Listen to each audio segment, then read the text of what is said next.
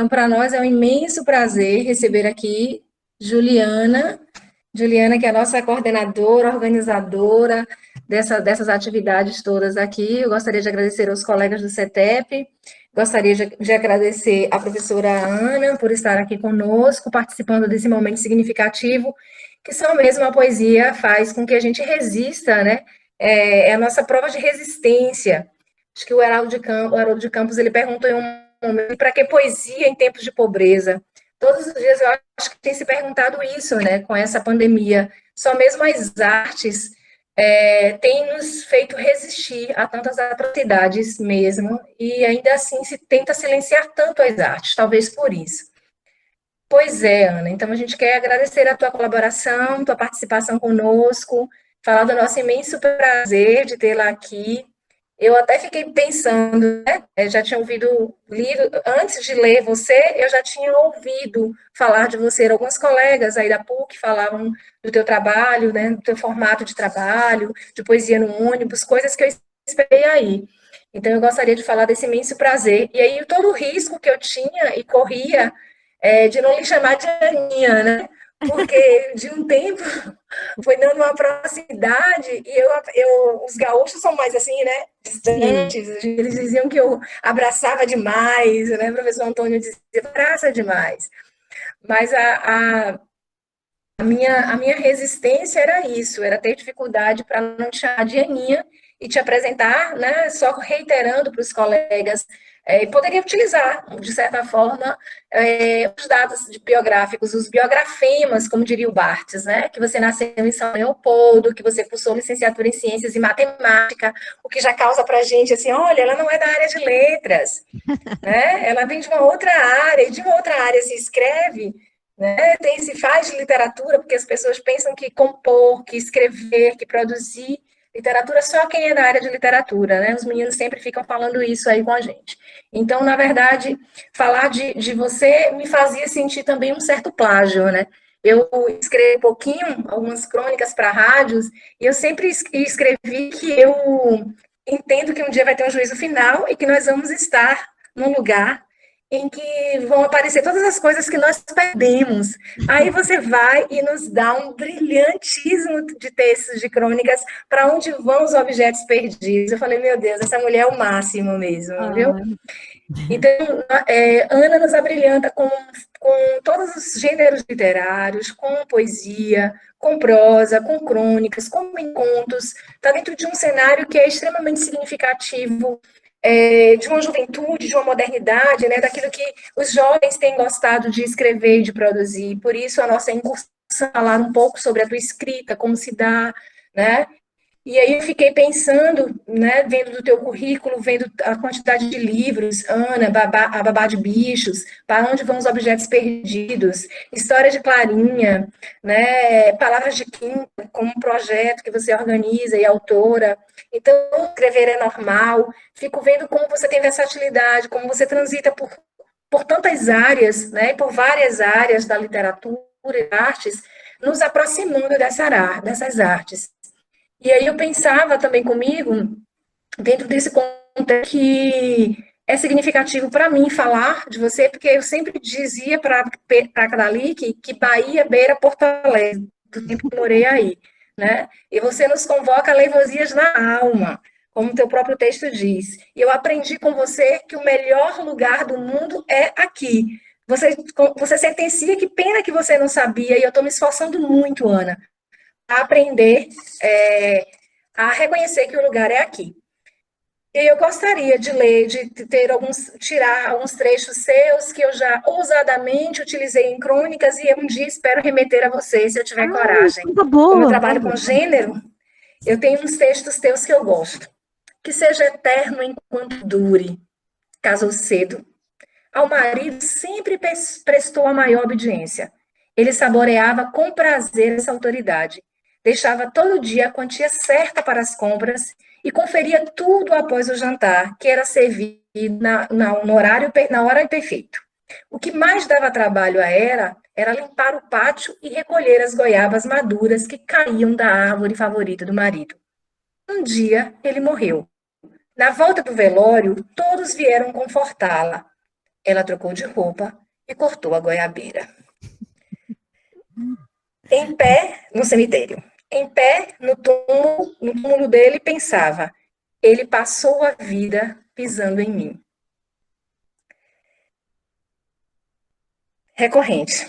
Ela gostava quando doía, quando sangrava. Ele aceitava, com as costas arranhadas e as orelhas mordidas.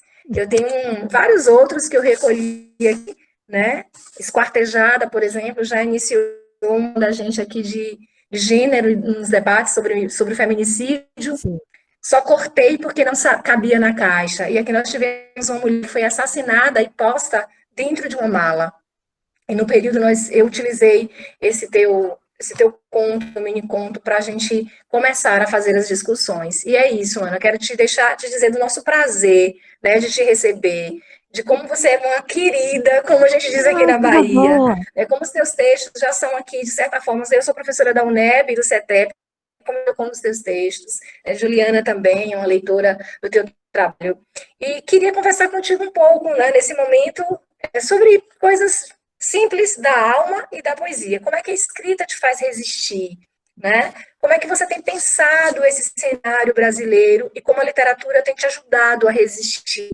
Como é o teu processo de escrita? Então vamos lá, começar a te deixar à vontade, seja bem-vindo entre nós, sinta-se em casa e abraçadas por todas e todos nós. Eu que agradeço. Olha, eu adorei esse convite. Já conversei antes com a Elaína também, foi por aí que a gente começou, né? Começou falando dos mini contos e tal. E eu quero estar em todos os lugares mesmo, quero falar com todas as pessoas. É ótimo poder estar aí tão longe e tão perto, né? Eu acho que meu principal objetivo como escritora é tornar isso possível para outras pessoas, é escrever sobre coisas comuns que todo mundo sente, que todo mundo pode falar, e incentivar as pessoas a escreverem, né? Desde o início eu queria ser professora, desde criança, né? Naquela época não pagava muito bem, por isso que eu. É brincadeira, né? A gente merecia ganhar muito mais sempre. Mas naquela época eu precisei ir para o mercado de trabalho, né? Daí fui para a área técnica, fiz o curso técnico em Química, depois do curso, mas sempre escrevendo, eu sempre gostei muito de ler e de escrever também. Eu acho que meu pai era um ótimo contador de histórias e nós nos tornamos bons leitores e bons escritores, eu acho também por esses exemplos, né? Então eu sempre gostei muito de ouvir e contar histórias, né? E daí, segui na área técnica, porque precisava trabalhar, eu acho que isso é uma coisa importante para todo mundo, saber que mesmo tendo que seguir uma profissão, mesmo que tenha que estar ali ganhando o pão de cada dia, dá para seguir seus sonhos e fazer as coisas que gosta, né? E daí depois continuei trabalhando, eu trabalho desde cedo, né? Saí do curso técnico, já comecei a trabalhar. E mesmo assim, sempre continuei escrevendo e nas horas que eu podia, fazendo oficinas de leitura, oficinas de escrita, fiz faculdade de ciências e matemática, e não, eu fiz mais para apoiar meu trabalho na área técnica, né? E depois, né, de casar, ter filhos, seguir esses rituais da vida normal das pessoas, assim, né, de constituir uma família e tudo, sempre escrevendo, né, de ladinho, assim, mas até que provocada, né, pelos meus próprios colegas, que quando a gente escreve, a gente mostra para os amigos próximos, para os familiares, né, daí eles gostam, dizem, que bacana, gostei, tu devia publicar, aquela coisa, né, aí eu fiquei tentada, aí um dia resolvi participar de um concurso, com pseudônimo, né? Eu digo, bom, ninguém me conhece, não vai ser porque eu sou simpática que vão me escolher. E aí eu venci esse concurso. E foi logo nessa época que surgiu mesmo a internet, assim, ficou mais ao alcance de todos, mesmo sendo internet de escada, né? E aí eu comecei, não, eu vou experimentar publicar na internet, né? Comecei a publicar num site chamado Usina de Letras, e comecei a ter muitos leitores, e as pessoas comentavam, gostavam, opa, peraí, né? Daí esse concurso também, nessa mesma época, ganhei esse concurso, um concurso da Carris, que é uma empresa de ônibus aqui de Porto Alegre, né? Que era para escrever um conto de alguma história que tivesse acontecido num bonde, né? Daí eu escrevi um conto chamado Brincadeiras de Criança, fui contemplada, fui premiada, e um dos jurados desse concurso foi um escritor gaúcho, Moacir Scliar. E eu fiquei muito feliz, porque além de o Moacir Scliar ser médico, então ele não era só da área da escrita, ele faz outras coisas também, né, ele tem outra carreira. Eu admiro muito os trabalhos, os escritos dele, né, admirava sempre, admiro, e me senti, então, empolgada para seguir, né? E dali em diante, daí segui principalmente usando a internet, eu não pensava em publicar em papel, mas eu queria mesmo ter leitores, eu acho que todo escritor quer isso, né? Então, a ideia de publicar em blog fazia com que, não, tem muita gente que lê em todas as partes do Brasil, em todas as partes do mundo, quem dera, né? Não vou publicar em papel, não vou, porque se eu publicar em papel, eu vou fazer uma sessão de autógrafos lá, vou ter um grupo de pessoas, amigas, e depois as pessoas vão comprar esse livro e esse livro vai ficar parado. Mas o que aconteceu?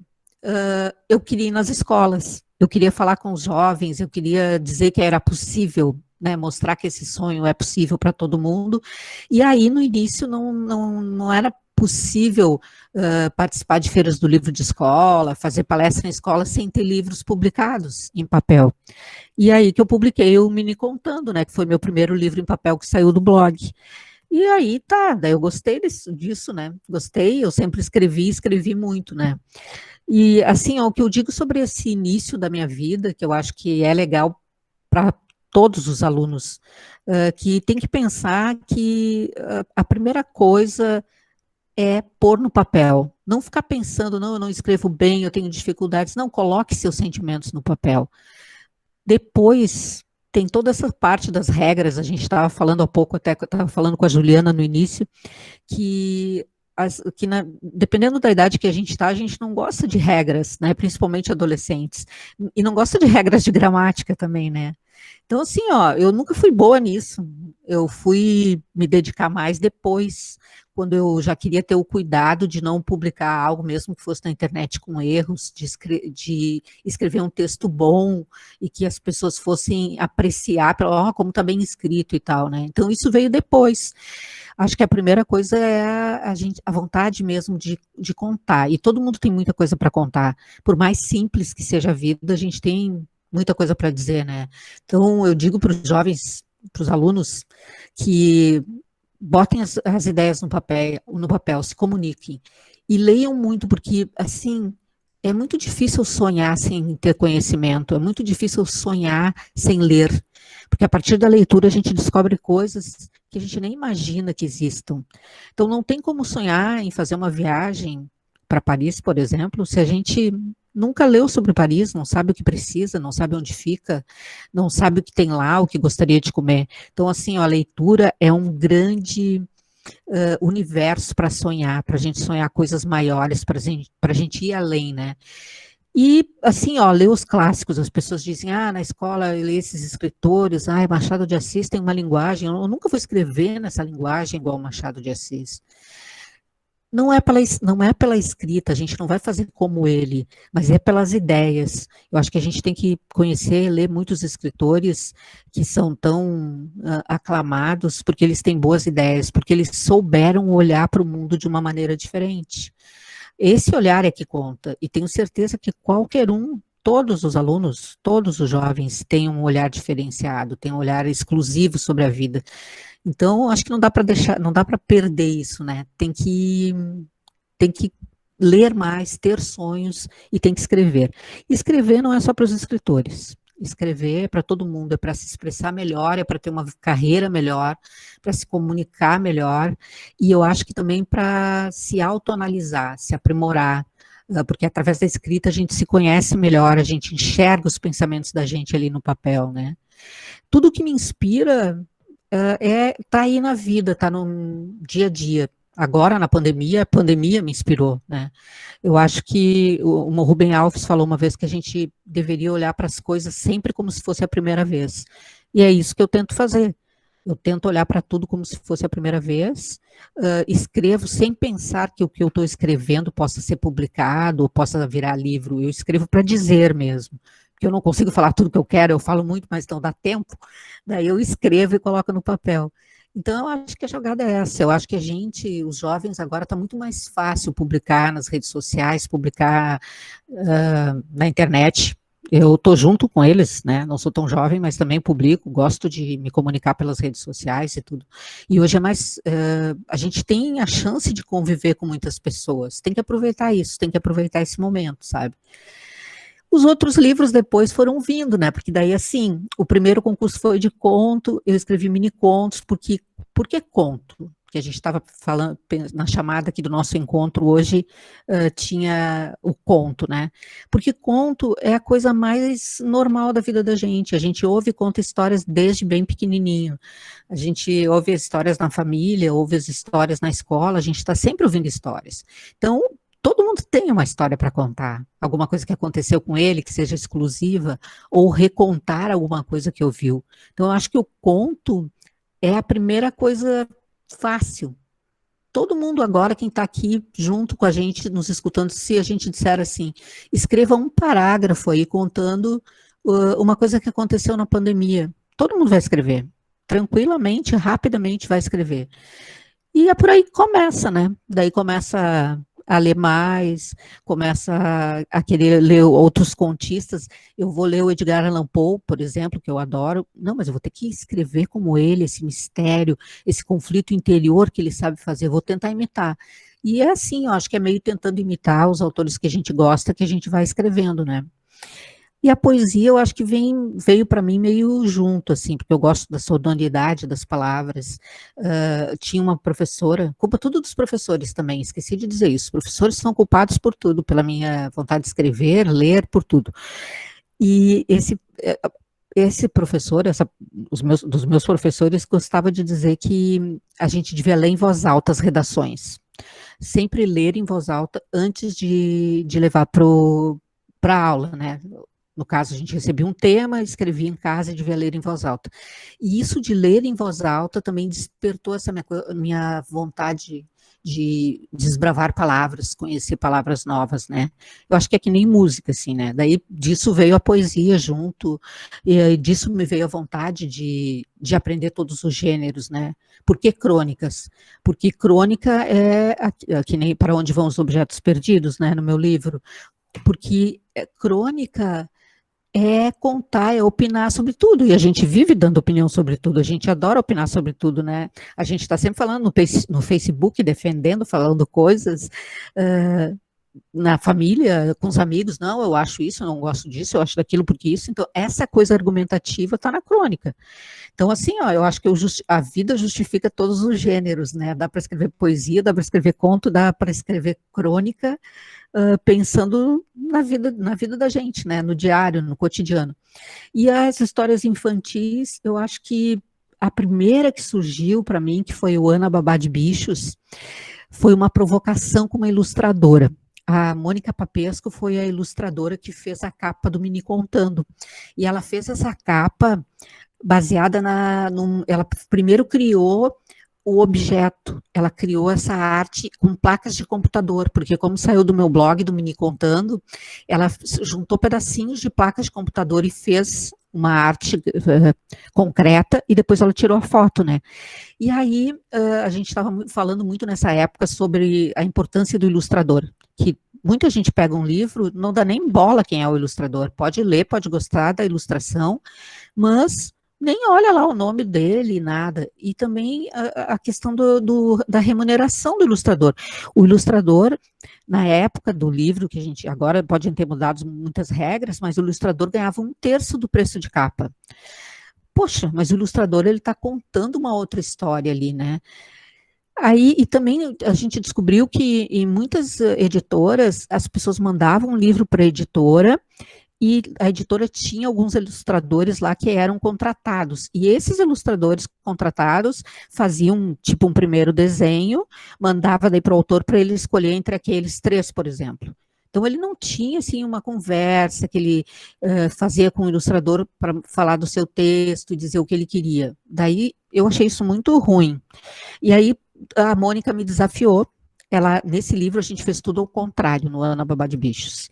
Ela fazia as ilustrações e eu escrevia a partir das ilustrações. Então foi tudo o contrário. Foi o primeiro livro assim que eu saiba, pelo menos, né? Pesquisei até, mas não achei outro livro que tenha sido criado do inverso, da ilustração para o texto. E aí foi o primeiro desafio infantil, né? Aí depois surgiu o Perseu, que é os poemas sobre mitos, que foi também um convite para escrever sobre poesia, sobre os mitos, que são histórias inventadas, é claro, né? Porque Perseu não tem história do Perseu criança, nem tampouco da Medusa, né? E o Histórias da Clarinha também veio depois, em forma de contos, porque eu amo esse gênero, né? Eu gosto dos contos, pensei em contos menores e pensei em contar as coisas de criança que talvez agora, para os jovens de agora, eles não cometam mais essas brincadeiras, né? Brincadeiras que a gente tinha, medos que a gente tinha, e que eu achei assim que de repente poderia ser um link para lembrar de brincadeiras e coisas de infância que não são tão comuns agora, e pensar nessas histórias, nesses medos, né? Os medos eu acho que continuam, o medo de vacina que a gente tinha, eu acho que continua também nos jovens hoje, né? Então, esse é mais ou menos assim um panorama dos meus livros, né? E a questão de dar aula, de ir nas escolas, de fazer, eu fiz especialização em informática na educação, em EAD, é porque eu acho realmente que esse formato é bom. Eu acho que, claro, temos muitos problemas. Aconteceu a pandemia muito rápido, as escolas não conseguiram se preparar, tem problemas de internet e tudo mais. Mas eu acho que o ensino à distância, ele é interessante em algum momento, não para o tempo todo, nem para todas as idades, mas com todas as facilidades que tem pela internet, todas as coisas de comunicação que hoje é possível, eu acho que uma parte, sim, pode e deve ser à distância, né? E também para chegar em lugares que algumas pessoas não têm condições de ir para a escola todos os dias, né? Que é um deslocamento grande e tal. Então, acho que uma parte realmente pode ser à distância. Eu gosto muito, defendo, eu fiz essa especialização, né? Eu dou aulas eu tenho 2 cursos de poesia e o de crônicas agora está com outro professor, mas essa aula de poesia online, né? E é legal, porque a gente tem lá os passos, tem lá a matéria, né? As provocações, os exercícios, mas depois a gente conversa ou pelo WhatsApp, a gente conversa por e-mail mesmo, né? E mesmo à distância eu consigo falar com pessoas de muitos lugares. Então, mais ou menos assim, esse é meu panorama. Eu acho que a gente deve seguir conversando, vocês me perguntam aí, eu vou falando, se quiserem que eu fale mais sobre contos também, se a gente quiser focar nisso, já que era nosso assunto, posso falar. Isso. Oi, Laína, agradecer também pelo intermédio, pela intermediação, né, por ter nos colocado em contato com a Ana para a gente ter essa possibilidade de dialógica. O conto é, de fato, você falou uma coisa muito significativa. Os alunos, eles têm preferência por contos e crônicas, né? Num determinado momento. Os da universidade, por exemplo, do curso de letras, eles chegam preferindo a crônica, considerando a crônica mais fácil, né? Os alunos do ensino médio, o técnico, que é o nosso público aqui do CETEP, eles preferem os contos, gostam dos contos. E a gente sempre fica pensando um pouquinho naquela história, naquelas teses do Piglia, né? Das 2 histórias que se contam, que se entrecruzam num conto. E aí vem aquela pergunta clássica que ninguém mais gosta de ouvir quando se escreve. Você tem essa consciência, você projeta essa ideia de forma assim, muito consciente, eu vou fazer essas 2 histórias, essa história vai ser a primeira história e a segunda história. Nós recebemos um professor de literatura baiano, que ele brincou, ele falou, eu não penso nisso porra nenhuma, eu escrevo, nem sei se tem as 2 histórias ou não, às vezes eu penso que não tem nenhuma, quanto mas as pessoas inteligentes descobrem a segunda, né? Eu queria saber de você, se nesse teu formato de escrita, até para os meninos também, se você elege um tema, você falou do seu texto que você escreveu a partir das ilustrações, teus contos e tuas crônicas, você tem um tema que você projeta, que você define, vai escrever sobre isso, ou essas histórias vêm as histórias e só depois você fica circunscrita a temática, ou melhora, se é uma construção mesmo, assim, você tem um projeto, mais, como diria o João Cabral de Melo Neto, é mais os 50% de inspiração ou os 50% logo de trabalho. O meu, por exemplo, quero te agradecer, né, pelo teu primeiro momento de dizer assim, eu não tenho vergonha, eu morro de vergonha dos meus escritos, tenho muita vergonha quando tenho que trabalhar com eles, mas eu faço primeiro assim, eu escolho o tema que eu quero, e aí depois eu começo a trabalhar as histórias. Eu tenho um processo definido. Eu queria te ouvir um pouco, até para os meninos que estão um pouquinho nessa oficina, começando, né? Se você tem uma rotina de escrita, se não tem, e queria que você falasse um pouquinho de algo que me comoveu muito a respeito do teu momento agora na pandemia, com a projeção dos poemas, né? Essa tua relação com essa poesia, com a construção poética, com a estética mesmo, que está ao alcance de todos. Eu ficava pensando assim, mas é uma poesia para se sentir mesmo, né? É uma construção para se sentir. E eu queria que você falasse um pouquinho dessa experiência, como que a pandemia contribuiu de alguma forma. Acho que você escreve assim, temos que tirar o melhor de tudo que acontece. Você falou um pouco disso também. Eu queria que você narrasse um pouquinho dessa experiência para a gente, como excelente narradora que você é, e também a respeito dessa tua escrita, né? Se você tem esse trabalho de construção mesmo que se dá nesse formato, com essa rotina, se não tem uma rotina, como é isso? Para esses meninos que estão começando aqui, nós temos 2 alunos que gostam muito de escrever e de conto, e ficam sempre nos Primeiro, perguntando isso. primeiro alguém me perguntou aí, eu vi que passou uma pergunta sobre a diferença entre o conto e a crônica. Assim, ó, a crônica é uma opinião do cronista. O cronista está se posicionando sobre alguma coisa que ele está vendo, sobre algum assunto. Embora muitos cronistas parece que escrevem contos, assim como o Luiz Fernando Veríssimo, por exemplo. Parece que ele tá contando uma história que não é com ele não está opinando, mas na verdade ele está manifestando opinião sobre alguma coisa através daquela história. O conto é diferente, o conto é ficcional, é uma história que, mesmo que tenha acontecido com vocês, com o autor que está escrevendo, quem está falando na história é o narrador. Isso é uma coisa importante. A gente tem que ter esse distanciamento. Embora ali no conto a história tenha um personagem em primeira pessoa, ele está falando, eu fiz tal coisa e tal coisa e tal. Esse eu não é o autor. Esse eu é o narrador. Então, eu acho que tem que ter essa distância na ficção. Conto é uma história inventada. Se alguém me perguntar, pode, mesmo que tenha acontecido, pode me pôr a faca no pescoço, que eu não confesso que aconteceu comigo, sabe? E eu acho que tem que ter esse distanciamento. É um narrador.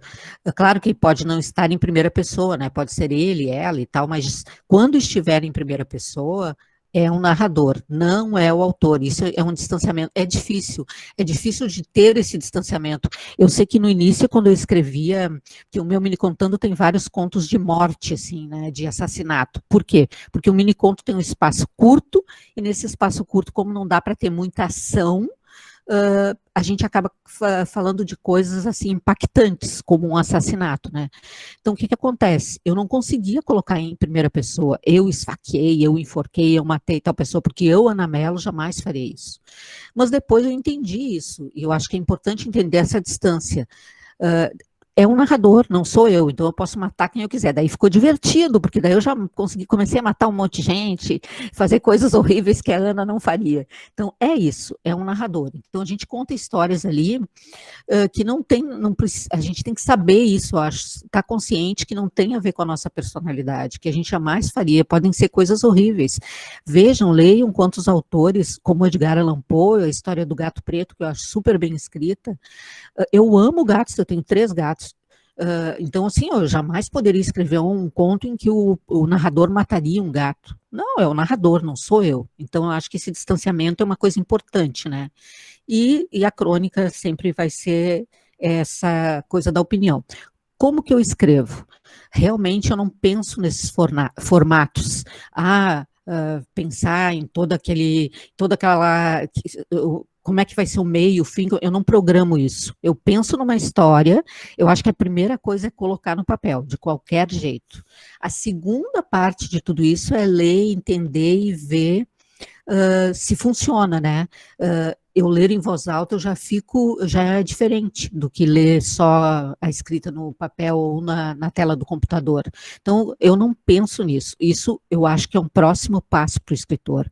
Com o tempo, a gente vai estudando, vai pensando em todas essas coisas, tipo de narrador, foco narrativo, como que eu posso mexer com isso, primeira, segunda, terceira pessoa, a jornada do herói, eu devo seguir essa jornada do herói para ter esse sucesso que os filmes clássicos têm aí, que tanto se segue para produzir uma história que as pessoas gostam, que tem aquele início, aquela coisa do personagem sair para a briga, daí ele lutar com o que ele tiver que enfrentar, seja o que for, seja um inimigo, ou seja uma dificuldade qualquer, daí ele vence, daí ele volta, sai do seu primeiro mundo, né, enfrenta esse formato clássico aí de tantas séries, Netflix e por aí vai, e outros filmes. Eu não penso isso. Eu acho que é bem mais fácil a gente escrever, tem uma ideia, pensa em alguma coisa, eu acho que a inspiração não é nada assim, baixou um santo em mim, não é nada disso. A inspiração, ela vem de um todo, de tudo que está dentro da gente, das coisas que acontecem, do jeito que a gente olha o mundo, dos filmes que a gente assiste, das coisas que a gente lê, isso tudo está lá dentro, né? Aí tu pensa numa história, o cérebro da gente vai buscar coisas em todos esses lugares. E a gente vai escrever aquela história. E assim, ó, é exercício, é prática. Escrever, o que eu faço para escrever? Escreve. Quanto mais eu escrevo, mais ideias eu tenho, mais fácil fica escrever, né? Então, agora estou em quarentena, né? Mas eu tenho um horário de trabalho, não tem como escrever na hora do trabalho, mesmo que eu tenha ideias, eu anoto. Acho que a gente tem que anotar ideias, eu tenho vários caderninhos assim, se eu tenho uma ideia ou vejo alguma coisa, até uma cena pela janela enquanto eu estou trabalhando, e aquilo, interessante isso, não importa no que vai dar, mas eu anoto, né? E agora sim, eu consigo escrever mais em casa, estou escrevendo bem mais, né? Porque o meu trabalho remoto é diferente, né? Bem diferente. Eu trabalho lá no meu trabalho presencial, eu trabalho num laboratório de drogas apreendidas. Então, eu trabalho muito com esse recebimento de drogas, que é uma coisa absurda, né? Muita gente, muitos delitos, muitos crimes relacionados. Então, eu estou muito envolvida com isso, de separar isso, passar essas análises para os peritos, ler boletins de ocorrência, estou muito nessa coisa. Então, lá eu não tenho tempo, mas eu tenho tempo de anotar. Às vezes, até lendo um caso, alguma coisa me chama atenção. Tanto é que eu estou até escrevendo os contos periciais, que são contos baseados nessas histórias de peritos aí que eu ouço lá no meu trabalho. Ouvia, né? Nesse momento estou longe. Em casa, eu consigo escrever mais. Não é que eu não programo, agora eu vou escrever. Às vezes eu estou pensando ou lendo mesmo, e alguma palavra, eu gosto muito de colecionar palavras, né? Alguma palavra me dá uma vontade de escrever ou anotar, eu gosto de guardar palavras também, que eu uso depois para escrever. E assim, eu acho que eu sou meu primeiro juiz do texto, né? Se eu acho que o texto está interessante, o que tem que ter um conto para ser interessante? Ora, tem vários formatos. Tem gente que escreve aqueles contos com final aberto, que fica a cargo do leitor. Eu não gosto muito. Esse tipo de formato me irrita às vezes, porque eu leitora, que tenho que ter todo o trabalho, tenho que até imaginar o final. Eu gosto mais daquele conto mais clássico, assim, né? Que é o conto mais do Edgar Allan Poe, né? Porque depois do Edgar Allan Poe, eu acho que um clássico seria o Tchekov, que daí já lida com esses contos mais com final aberto e tal. Mas eu gosto mais daquele conto mais a Edgar Allan Poe, assim, que tem um início, tem uma história que começa a tu ficar curioso para saber o que vai acontecer, aí tem uma coisa, um ápice, que se for, pode ser um crime, ou seja lá o que for, e tem um fechamento. Não que seja assim uma solução, não é uma moral da história. Moral da história não é uma fábula, mas que tem aquele fechamento. Então, eu acho que esse formato eu trago um pouco já pré-estabelecido comigo quando eu vou escrever, né? E eu escrevo muito miniconto. O miniconto, ele é meio apertadinho para escrever tudo isso, né? Para dizer tudo isso, né? Então, assim, o título é um recurso que eu sempre uso. Eu acho que o título é uma isca literária, o título tem que fisgar o leitor. começo, muitas vezes eu mudo o título depois, né? Mas geralmente penso ali no título quando eu estou escrevendo, conto a tal da história que eu quero contar, e com muitas palavras, eu vou escrevendo tudo, tipo fluxo de consciência, assim, tudo que eu estou pensando ali na hora e depois eu corto. A segunda parte é cortar coisas, porque geralmente a gente diz tem coisas que não são necessárias.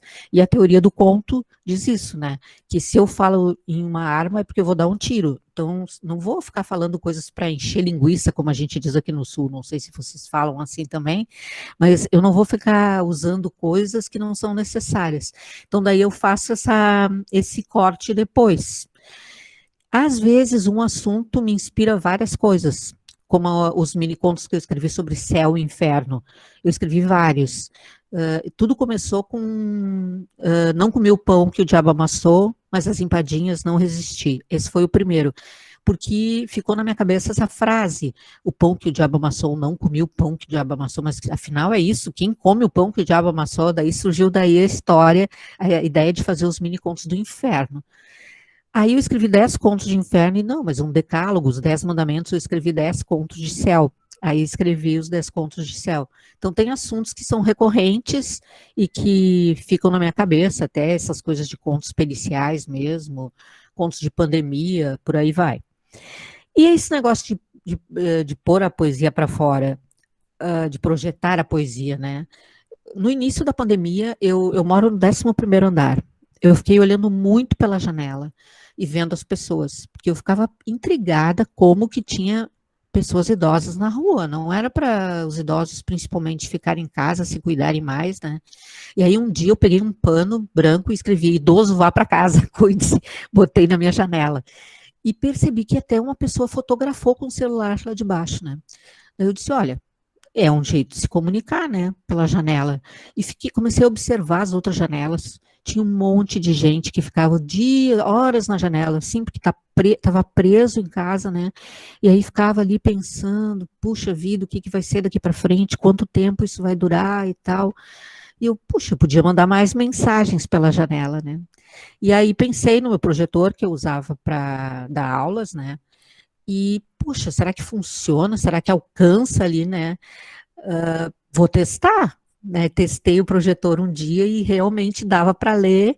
E nesse dia que eu fiz o teste, no nosso grupo do WhatsApp do prédio, algumas pessoas falaram: eu vi, Ana, eu vi, tu tá porque tinha meu nome, né? Viram que era eu. E eu, poxa, dá para ler, né? Daí eu vi que as pessoas desse lado podiam ler, depois eu descobri que do edifício de trás também dava, de um edifício que fica mais lateral também dava, e poxa, além de projetar ali, eu vou colocar isso no Face, daí eu vou colocar nas redes sociais, daí quem não é meu vizinho vai poder ler também, né? E daí o negócio, poxa, foi legal, né? Funcionou. E casualmente foi no dia 22, no dia 22 de abril, fazia 5 anos que meu marido tinha falecido. E embora, assim, a perda de alguém é uma coisa triste, mas eu sempre procuro pensar que o dia da morte é um só, e os outros, todos antes, foram os dias que a gente viveu com essa pessoa. Então, teve muitos outros dias felizes, né? E daí eu queria falar alguma coisa, queria me comunicar com as pessoas, queria dizer dos meus sentimentos, e me coloquei no lugar também de todas as outras pessoas que ficaram na quarentena, ficaram presas, perderam o emprego, pessoas que também talvez não tivessem uma casa boa como eu tenho, não pudessem, não estavam com salário. Pensei em dizer alguma coisa assim, dizer alguma coisa para todo mundo. De alguma forma, eu acho que a poesia, com todo o subtexto que ela tem, ela toca as pessoas. E eu usei a poesia, então, para fazer isso, né? E eu acho que funcionou muito, porque eu recebi muitas mensagens falando sobre o que as pessoas sentiam e pensavam. Teve um menino, filho de uma amiga, colega de trabalho, que me disse que eu era a, a Dona Sofia, que ele leu a caligrafia da Dona Sofia, aquele livro do André Neves. E nesse livro, a Dona Sofia, ela escrevia poesias pelas janelas. E daí ele falou que eu era a Dona Sofia tecnológica. Daí, poxa, eu fiz muitos links com isso, né? E E fiquei feliz com isso, eu acho que funcionou. Quem dera que as pessoas pudessem dizer mais dos sentimentos, mesmo sem ser escritores, né, sem ser poetas. Eu acho que se a gente pudesse falar, se comunicar melhor, falar tudo que sente, eu acho que o mundo seria melhor, né? E a poesia, a escrita em geral, eu acho que é uma forma de fazer isso. Então, eu recomendo em doses assim, ó, diárias de escrita e leitura. Acho que faz bem para todo mundo, em qualquer sentido. Ai, que amor, tô lendo umas mensagens queridas aqui no chat. Isso, os meninos estão aí partilhando você, querendo dialogar um pouquinho sobre a extensão do conto, Ana. Eles estão Ah, perguntando quantas páginas. Eu acho que você vai ser a nossa ajudadora aí para falar sobre a dimensão do conto, tá. até porque você escreve os mini contos, né? Que a gente tem que tratar eles. E eles estão escrevendo aí, perguntando para a gente quantas páginas. E agora Algumas pessoas, a eu Elaína abri o também, falando da chat aqui. importância da janela, né? E um aluno que está querendo saber sobre a extensão do conto. O que é que você pode falar para Tá, nós e para ele sobre a extensão do conto? agora eu abri o chat aqui, eu posso ver as perguntas. Assim, ó, pensem que antes de ter conto, que o conto mesmo surgiu com Edgar Allan Poe, tá? Pensa que antes tinha o romance, que era grandão, muito, muito. Então, quando surgiu o Edgar Allan Poe, apareceu com o conto, ele dizia assim que o conto era para ler de uma sentada, sabe? Ou tipo, tu não podia começar a ler, largar, pegar de novo e fazer alguma coisa, voltar. Tinha que sentar e ler de começo ao fim. Então, tá, pensa aí num conto de 2, 3 páginas. A gente vê contos de 5, de 2, de uma. Agora, os contos têm diminuído também, porque as pessoas publicam muito na internet, né? Ó, o miniconto, eu digo que o miniconto tem até 200 caracteres, tá? Daí caractere é tudo, gente. É a letra, é o espaço em branco, é a pontuação. Então, 200 caracteres é pouquinho. Mas tem contos de até 66 caracteres, 60 caracteres. Tem um conto famoso do Luiz Dill que diz assim, ó, o título é Aventura e o miniconto é Nasceu. Então, assim, ó, vocês vão dizer, tá, mas e as características desse conto aí, enredo, personagem? ah, Só um minuto. Precisei de um gole d'água. Assim, ó, pensa, aventura. Aventura, o título já fala num local, em alguma coisa que está acontecendo num cenário. Pensa um cenário já de cara, muitos cenários, cada um vai pensar. Aí nasceu. Poxa, mas para nascer, o que tem que acontecer? Era um casal? Era um bicho? O que era, entende? Tem muita coisa aí por trás. Eu peguei um livro aqui, que é Os 100 Menores Contos Brasileiros, que tem uns contos que são realmente... esse aqui, por exemplo, da Eugênia Menezes, ó, mini conto, tá? Não tem título, porque pode não ter título também. Diz assim, morreu de quê? Gastou-se. É um diálogo. Aí pensa, tudo que tem por trás disso, né? O que faz uma pessoa gastar-se e por causa disso morrer, né? Nossa, tem um universo por trás disso. Então, o mini conto, ele pode ter, eu acho que mini conto, para caracterizar mesmo, tem que ter até 200 caracteres. E pode ter bem menos. Deixa eu ver. O pedido de um aluno, falar sobre a narrativa argumentativa. Isso. Olha, não sei o que te dizer sobre a narrativa. Eu diria que uma narrativa argumentativa estaria mais para a crônica, porque na crônica eu argumento ali sobre o que eu penso, a gente começa dizendo que incrível isso que está acontecendo com essa pandemia, olha só, agora nós estamos em casa, estão querendo mandar os alunos voltar para as aulas, mas a gente não tem segurança, começa aquela fazer aquele argumento, né? Não tem vacina ainda, o que poderia acontecer. Eu acho que essa narrativa argumentativa ela está muito mais presente na crônica, embora muitas vezes a história que tu vai contar no conto, tu possa defender alguma posição ali, né? Porque tu acha, por exemplo, solidariedade, aqui um mini conto. Os noticiários de todo mundo comentaram a tentativa de salvamento. Um cão removeu outro cachorro que agonizava na rodovia, arriscando a própria vida. Para os seres humanos, isso pareceu surpreendente. Isso realmente foi uma notícia de jornal. Eu gosto de escrever também minicontos através de notícias, é um outro lugar para a gente buscar ideias. Então, assim, ó, eu estou argumentando nesse miniconto, né? Eu estou dizendo que, arriscando a própria vida, estou valorizando o meu argumento de que os cães, afinal, são tão melhores que os homens, às vezes, né? E que para os seres humanos isso pareceu surpreendente. Então, eu acho que fica mais presente o argumento, assim, a necessidade de argumentação na crônica, mas acho que ela está no subtexto do conto também, né? E ideias, falando nisso, ideias para os minicontos também, de contos maiores também. Muitas vezes eu leio um conto maior e tiro vários minicontos dali, porque tem contos maravilhosos. Agora eu tô lendo Walter Hugo Mãe, tem um livro de contos dele maravilhoso, muito bom. E eu gosto muito do Mia Couto também. Eu amo um livro dele, Fio das Miçangas.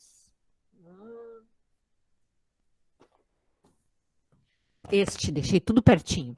Esse aqui, o Fio das Miçangas, é maravilhoso. Tem uns contos lindos aqui. E eu já fiz isso com os meus alunos, de pegar, ler um conto e a gente tirar desse conto outros minicontos. Então, eu acho que o miniconto me parece assim ser o coração de um conto maior, é pegar só o essencial daquele conto e transformar num mini, né? O mini conto também pode ter diálogos, como foi aquele, né? Morreu do quê? Gastou-se. Ele pode ter muito subtexto, deve ter muito subtexto, mas às vezes tem tanto que um leitor comum poderia não conseguir decifrá-lo, né? Mas faz parte. O miniconto ele conta com a participação integral do leitor. O leitor tem que entrar naquele texto, né? Deixa eu ver se tem mais alguma pergunta aqui. Qual números mínimos? Fácil para a Ana ler as perguntas do que eu aqui, que ficaram bloqueadas para mim, Juliana. Não estão abrindo as perguntas. Tá. Mas Foi o William que perguntou qual o número mínimo e máximo de páginas. Não tem. Na verdade, a gente pode decidir, né, quanto, mas eu acho que os mini contos tu tem que ficar restrito a um tamanho menor, assim, do que 200 caracteres. Eu acho que fica mais condizente com o miniconto, né? Qual o conselho para quem... Aqui é a Emanuele me perguntando. Qual o conselho para quem quer escrever poesia? Escrever poesia. Assim, ó, eu gosto de rimas. Então, o que eu faço? Eu tenho um dicionário de rimas. Se tu quiser colocar no celular, Emanuele, tem o rimas.com, que tem um monte de rimas. Então, assim, ó, rima é bom, a sonoridade é legal, fica fácil de escrever poesia. Eu acho que, se tu gosta de rimas, procura o dicionário de rimas, faça um arquivo de palavras que tu gosta, que tu acha que é legal usar na tua poesia. Começa escrevendo poesia pequena, começa escrevendo, por exemplo, Poetrix, que é 3 versinhos apenas, que é mais fácil. Não vai querer escrever soneto. Soneto já é complicado, tem todo aquele negócio de contar sílabas métricas. Eu acho que o formato é difícil, não é uma coisa tão moderna também, embora tenha muita gente que escreva sonetos hoje. Então, assim, começa pelo Poetrix. Mas, além do Poetrix, o que eu acho fácil também é o verso livre. O verso livre, que é aquele que não tem rima, que tu só vai dizendo o que tu pensa, assim, é legal de escrever também, porque não precisa ficar pensando em combinar versos, né? E pensa que a poesia tem aquele formato de versos, então não dá para escrever como prosa, assim, eu acho que texto longo, até às vezes alguma coisa que tu escreveu em prosa tu pode transformar em poesia, mas tem que seguir a estética, né? Tem que ter aquela coisa do verso mais certinho, assim, mais menor, né? Mais menor é horrível, ai que feio, menor. E é por aí, eu acho que não tem que ficar se bloqueando, tentando seguir regras. A Elaine falou aqui que tem a bula Poetrix, né? O Goulart Gomes lançou essa bula, que ele dá umas regras e umas dicas ali, como a gente deve escrever. Mas leia a poesia também, eu me inspiro, às vezes eu quero escrever Poetrix, estou pensando aqui em escrever para mim projetar, porque eu acabo projetando todos os dias poemas inéditos, né? Aí eu leio poemas maiores, eu tenho Cecília Meirelles, que eu amo, Vinícius de Moraes, eu leio um poema maior, e aí aquelas palavras me inspiram. Fazer torpedos literários com minicontos. Isso, torpedos literários. Isso é uma coisa legal, porque como que a gente vai trabalhar isso? Eu quero escrever, eu quero mandar para os meus amigos. Mando, em vez de mandar uma mensagem, mando um torpedo literário, que é um miniconto ou é um poetrix, né? A gente brinca muito disso, de mandar torpedos literários. Aqui em Porto Alegre teve até um concurso chamado Porto Alegre Poesia Tuitada. Poa Tuitada, um livrinho desse tamanho. A proposta era fazer pelo Twitter. Isso é uma coisa que a gente pode fazer. A gente pode se provocar, né, com a turma de vocês, aí, olha, nós vamos escrever sobre a cidade de vocês ou sobre qualquer assunto e mandar pelo Twitter.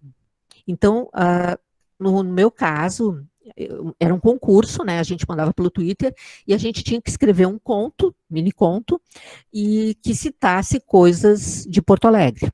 Aí eu escolhi falar dos bairros. A gente tem o bairro Glória aqui, o bairro Anchieta, o bairro Centro, o bairro Cristal, o bairro Independência, o bairro Tristeza. Aí eu escrevi o seguinte mini conto. Glória conheceu Anchieta no centro.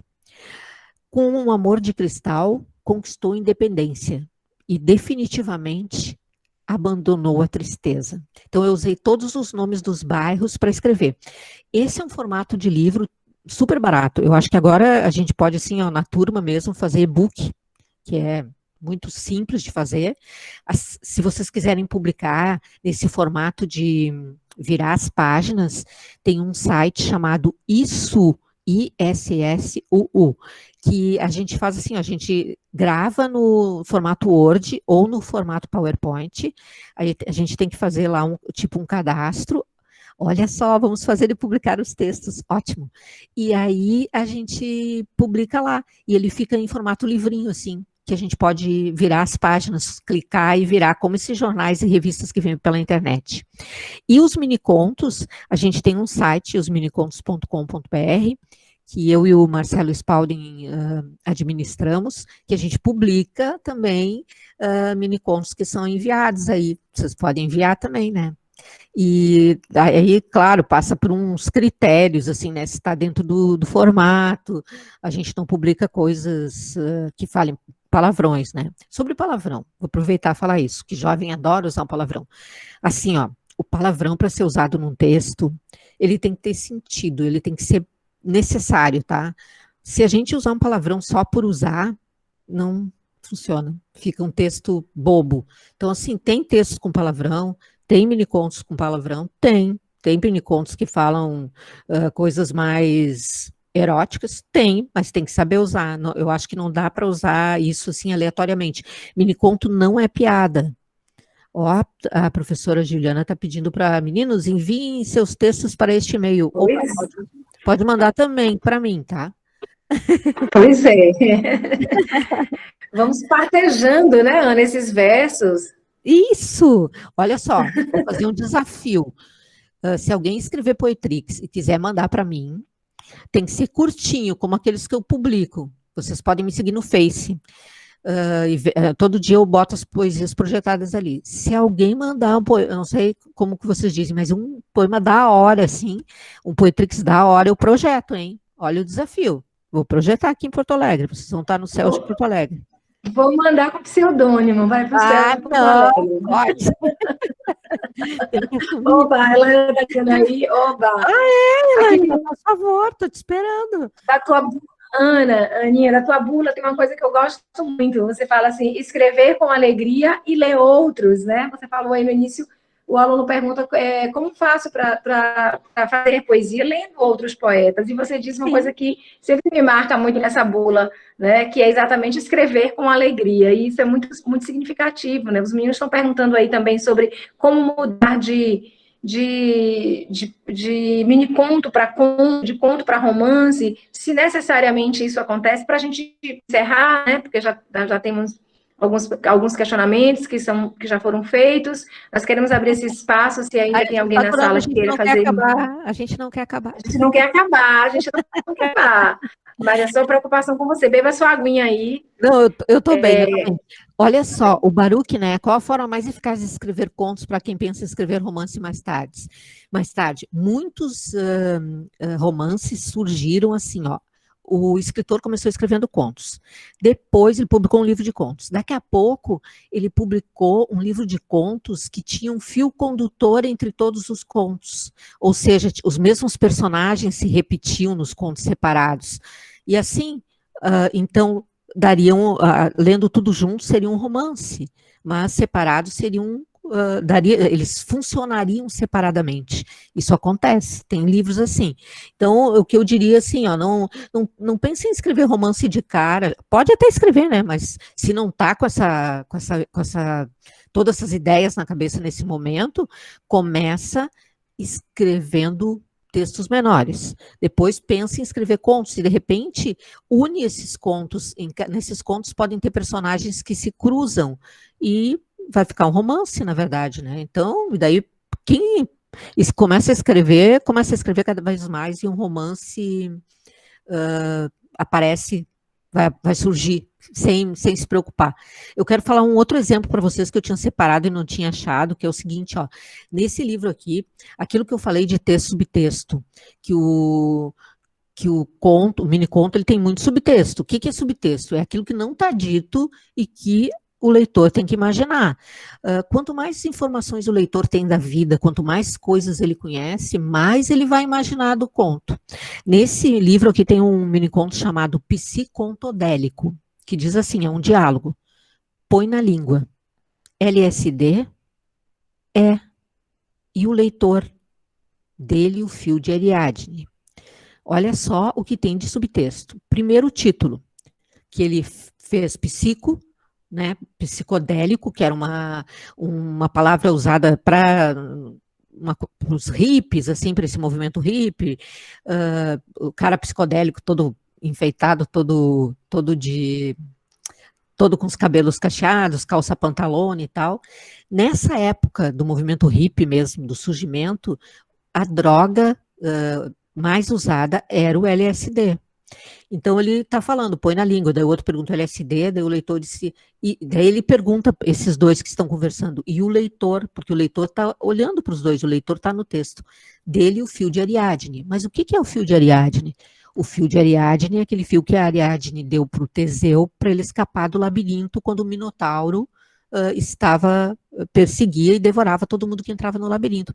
Então, poxa, gente, tem que saber um monte de coisa, né? Um monte de coisa. Isso aí, Baruch, que nem o José de Alencar. Assim, o Machado de Assis também tem vários contos, às vezes, que os personagens se cruzam. Então, então esse negócio que eu estava falando, subtexto, não precisa ter tanto subtexto assim, né? Mas, para dizer que o mini conto cabe muito subtexto, cabe coisas que realmente não estão visíveis. Tem até a teoria do iceberg, que é do Hemingway, que diz assim, ó, que o conto ele é que nem um iceberg, que no iceberg só tem uma pontinha que fica para cima do mar, mas lá para baixo tem muito mais. A maior parte do iceberg está submersa. Então, o conto é assim, tem uma parte que está ali clara, mas tem um monte de coisa que a gente tem que imaginar lendo, conclusões que a gente tem que tirar. Então, o conto tem tudo isso, né? Mas não se preocupem com nada disso. Escrevam suas histórias e depois, com o tempo, a gente vai lapidando.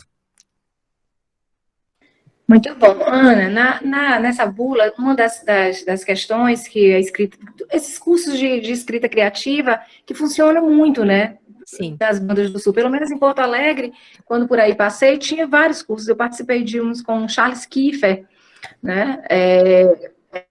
Tinha o do Assis também.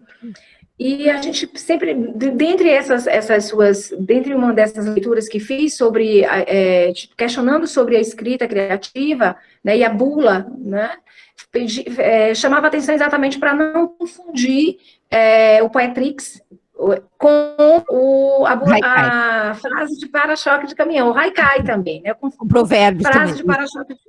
Isso, de caminhão. Aí, como nós estamos assim nos últimos momentos, eu queria saber se você pode falar para a gente sobre isso, sobre essas diferenças, sobre a linha tênue disso, né, no que se separa para os meninos até, porque às vezes a forma confunde muito. E nós, em sala de aula, como professora de língua portuguesa, às vezes nós engessamos um pouquinho, nós não podemos esquecer disso. Laíra está aí, né? Ficamos aqui até amanhã, eu falei depois de amanhã. Mas os meninos com um monte de idades, eles daqui a pouco as internets caem, né? E Sim, aí também tem outras a coisas. gente informa muito esses meninos, porque aqui nós não temos uma prática dessa escrita.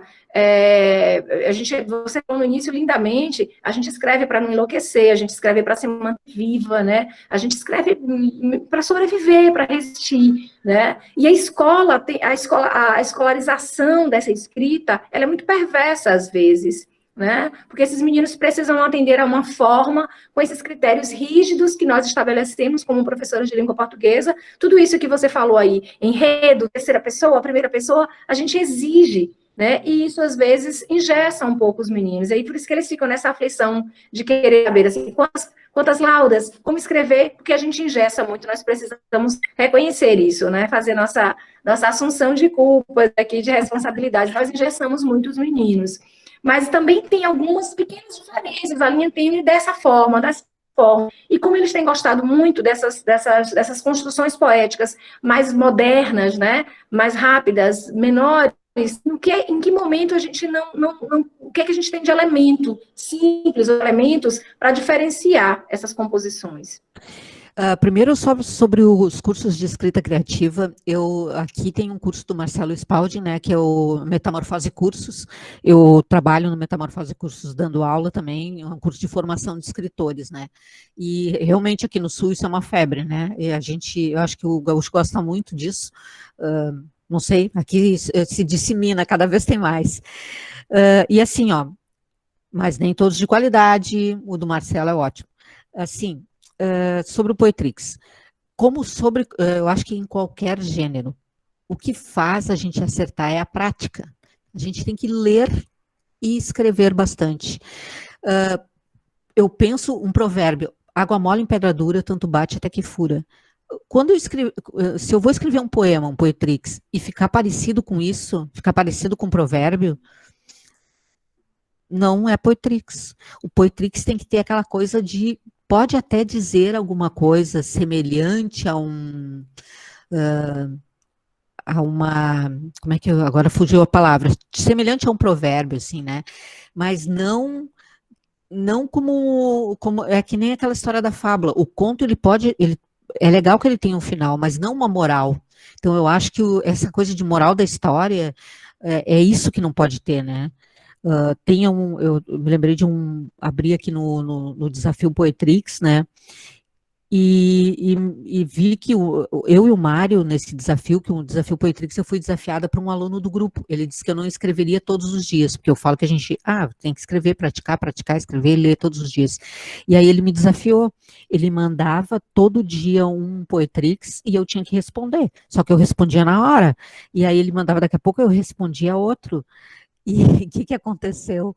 A gente fez um livro, né? E aí tem alguns, assim, ó, esse do Mário que diz: trem da separação, tristeza e solidão, não sente quem parte, só quem fica na estação. Embora tenha rima e tenha isso sobre sofrer, ficar e partir, ele não é um água mole em pedra dura, tanto bate até que fura, sabe? Ele tem toda essa coisa da separação, da viagem, tem esse subtexto, essas coisas que estão estão além do texto, estão dentro do que o texto está dizendo. Mas, assim, também não é problema se a gente escrever um Poetrix e ficar meio provérbio. Eu acho que a gente tem que praticar, escrever, e com o tempo a gente vai vendo o que fica melhor, o que esse aí já não está bom. E com o passar do tempo também, eu acho que desde do primeiro livro, do Verbetrix, depois do que eu escrevo de Poetrix agora, eu amadureci e mudei muito, aquilo é uma fase. Então, a gente não tem que se prender às regras, acho que os alunos têm que escrever, não tem essa, vamos escrever, e depois de escrever a gente tenta analisar, enquadrar nas regras, fazer a correção ortográfica e gramatical, isso é outra coisa que não pode impedir. Agora o William dizendo: Stephen King comenta sobre escrever todo dia. Se escreve uma página por dia, você escreverá um livro por ano. Só que o seguinte, né? O Stephen King, ele vive disso, né? Claro que ele conquistou isso, mas ele não faz mais nada. A gente trabalha, muitos de nós temos outros afazeres, vocês têm aula, vão para a escola, tem alguma atividade física, a gente não recebe para isso.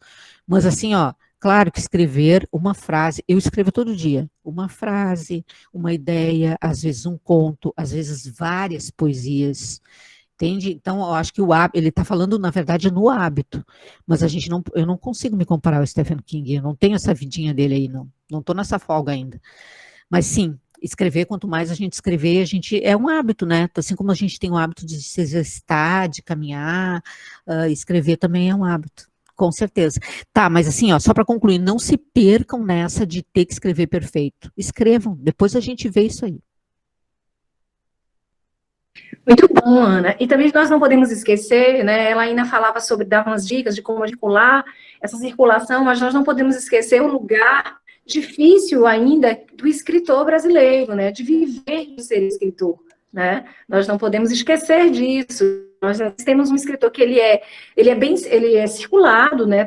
Às vezes tem uma editoração, tem circulação das redes, mas ele ainda não consegue, como diz um companheiro meu, comer o pão, que não é que já amassou, Ana, mas não consegue comer ainda o pão só com os livros, com a sua publicação. Ele brinca com a gente, ele fala assim, ainda vivo dos parcos salários de professor. Claro. Então, normalmente, né, como você bem fala, é difícil. A editoração, ser escritor no Brasil ainda é muito difícil. E nós vimos isso com os impostos, com taxação de livros, tudo que nós experimentamos esse ano dificulta ainda mais, né?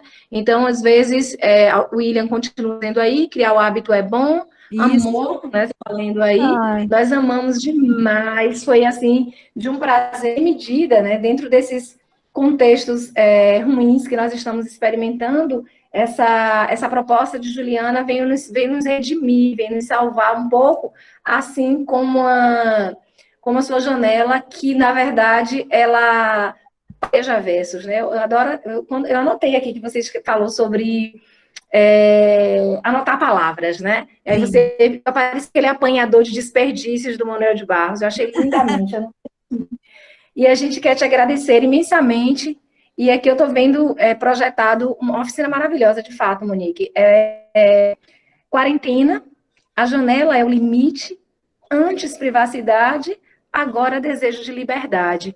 E é isso que a gente tem experimentado, né? Desejo de liberdade, desejo de resistir, de sobreviver a todas essas solidões que nós estamos experimentando por conta do vírus, por conta das nossas sozinhezes mesmo, do isolamento. E a literatura, as artes que conduzem para que a gente resista bem. E você traz uma consideração muito valiosa para nós, a alegria da literatura, a literatura vista com alegria, além da produção da literatura vista com alegria, a recepção dessa literatura vista na cidade, né, no urbano, nas coisas simples, e isso é muito gratificante e nos ajuda a resistir muito mais. E é recompensador, de fato, Jaqueline Povas, muito recompensador. Então, a gente quer te agradecer muito. A resistência de não chamar de Aninha permaneceu, mas não teve jeito. Você viu que no fim já estava chamando de Aninha, né? Eu também acho, Elaine, acho bom. Eu gostaria de pedir isso, né? Que todos nós, todas e todos, abríssemos as câmeras agora um pouquinho só, para a gente resistir esse protesto, Ana, como docente. Eu, de vez em quando, não obedeço ao sistema. Eu subverto a ordem e digo aos meninos, liguem os microfones, abram as câmeras, e todo mundo vai falar seu nome bem alto e bem forte, e todo mundo fala.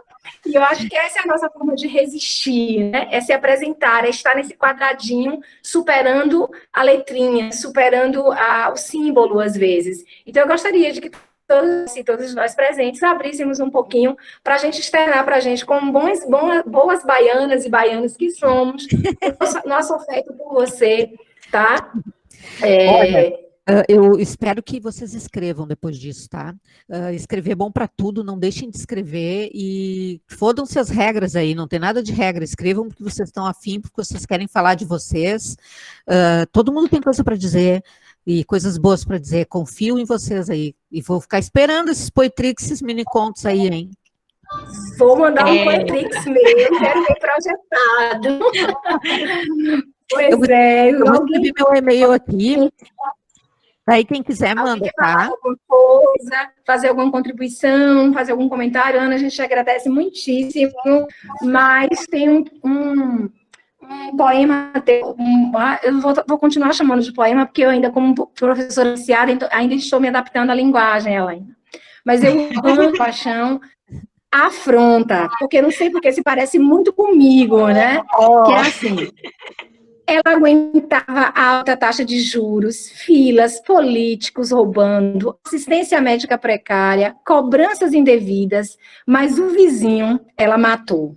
Ora, ele deixou o lixo na frente da sua casa. Eu sou apaixonada, me pego rindo, né, de vez em quando com esse contexto e com essa construção. Eu quero te agradecer por você nos ajudar a resistir, né, e por ficarmos assim mais próximas de Porto Alegre, mais próxima do Sul, na verdade, que não é necessariamente Porto Alegre, e dizer que você tem até no curso de Direito, eu já trabalhei textos teus, né? E até isso, os meninos, quando Juliana veio e falou assim, ela trabalha com perícia, eu sei, os alunos descobriram, né? Que bom encontrar e reencontrar a Elaina, é um grande prazer, né, tê-la aqui, né, vê-la aqui espero que a conosco. gente aproveite essa experiência aí que a quarentena nos proporcionou, de fazer mais conversas, e mesmo depois que tudo volte ao normal, a gente continue se encontrando e conversando. Sim, sim. Vamos como o outro é Angola Beira Bahia, né? O romance, a gente vai colocar assim, Bahia Beira Sul, Beira Porto Alegre, Beira Pelotas, onde quer que você esteja. Muito obrigada, Elaina, também muito obrigada pelo contato, pela mediação, pela possibilidade, pelas contribuições, aos colegas e aos alunos que contribuíram também, né, com questionamentos. Foi a das que eu vi com mais perguntas, viu, Ana? Eles realmente ficaram perguntadores hoje, perguntadoras, e nós gostamos muito, queremos agradecer, reiterar os nossos agradecimentos. Sinta-se sempre em casa, quando quiser vir à Bahia, avisa para a gente que a gente recebe aqui de braços abertos, como bons anfitriões que sempre somos. Tá bom, Muito obrigada. A gente vai ter 2 Sim. saraus ao vivo na Feira do Livro de Porto Alegre, que vai ser toda online, e vai ter um sarau de Poetrix e um de minicontos, que eu vou fazer a mediação. Aí eu vou mandar link para vocês participarem. Mande sim, vamos participar. E outra pergunta, esse curso que você falou de escrita criativa, que eu não conheci quando estava aí, ele é essencial ou ele nesse período está sendo online também? Ele está sendo online também. A página é Metamorfose Cursos. Maravilhoso. O Marcelo Spalding, ela ainda conhece, ele é super. E daí na página da Metamorfose tem, além do curso de formação de escritores, ele tem módulos que são abertos. Por exemplo, eu ministrei 2 módulos de poesia no curso de formação, porque o curso de formação é 1 ano e 8 meses, mas cada módulo é aberto para pessoas que quiserem participar. E também que o diferencial é que ele convida para professores, o Marcelo, ele convida vários escritores para ministrar os módulos a cada semestre. Então, é bem diversificado o plantel de professores. Pronto, vou procurar hoje tudinho para me certificar. Prazer te ver, meninas. E-mail, tá? Manda e-mail sim. Tchau, muito obrigada, boa tarde. Obrigada, Ana. Obrigada, Tchau, gente. Obrigada, bom demais estar aqui.